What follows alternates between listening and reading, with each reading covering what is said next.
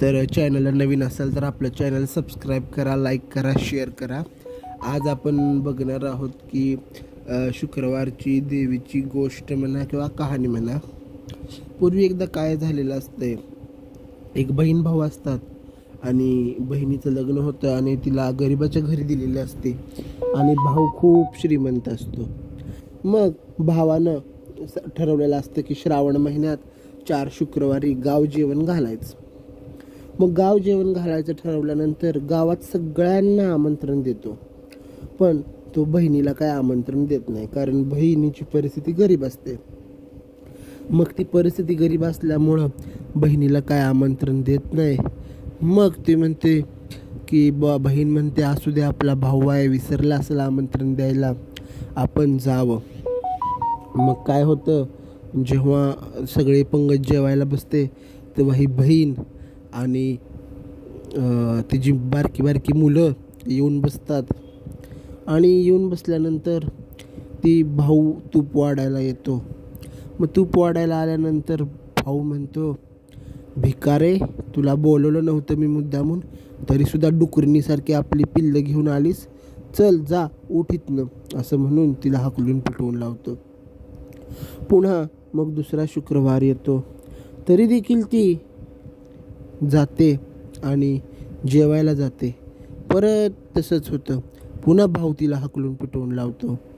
मग तिला असं बाहेरून कळतं की शुक्रवारचं व्रत करावं. मग ती शुक्रवारचं व्रत करते, दिवसभर उपास करते, संध्याकाळी सवाष्ण घालते, जीव आणि तिचं पाय धुते, तिला फुटाणे दूध खायला देते, भाजलेले हरभरे आणि दूध प्यायला देते. मग त्यानंतर अशी काही वर्ष जातात आणि मग ती खूप श्रीमंत होते. मग खूप श्रीमंत झाल्यानंतर तिचा जो भाऊ असतो तो म्हणतो की मी तुला एकदा हाकलून दिलतं, मला माफ कर आणि आज तू माझ्या घरी जेवायला ये. मग जेवायला ये म्हणल्यावर बहीण म्हणते ठीक आहे. मग ती जाते, बसायला पाड दिलेला असतो, पुढे पंचपक्वान्नाचं जेवण वाढलेलं असतं.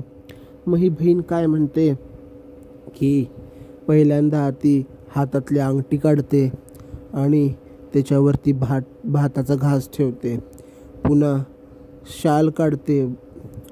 भावाला वाटतं की हिला उकडत असेल म्हणून शाल काढलेली आहे. मग शाल काढते आणि त्याच्यावर पोळी ठेवते. मग परत कानातलं काढते, त्याच्यावर लिंबू ठेवते. मग भावाला राहत नाही. भाऊ म्हणतो, हे तू असं का करतोय? भाऊ म्हणतो, तू असं का करते हे असं? मग त्यावरती म्हणते, मी तर दादा माझं तर जेवण दादा त्या दिवशीच झालं जेव्हा तुम्हाला हाकलून दिलं. आज तुम्हाला जेवायला बोलवलंय ते ह्या दागिन्यांना बोलवलंय, माझ्याकडे श्रीमंती आहे म्हणून बोलवलंय, असं म्हणतो. मग तो माफी मागतो, त्याला वाईट वाटतं आणि मग जशी लक्ष्मी देवी तिला प्रसन्न झाली तशी तुम्ही आम्हाला होऊ देत आणि ते बहीण भाऊ कसे सुखानं नांदतात तसं आपण सुद्धा नांदू देत. ही 60 उत्तराची कहाणी, 5 उत्तर सफळ संपूर्ण. धन्यवाद.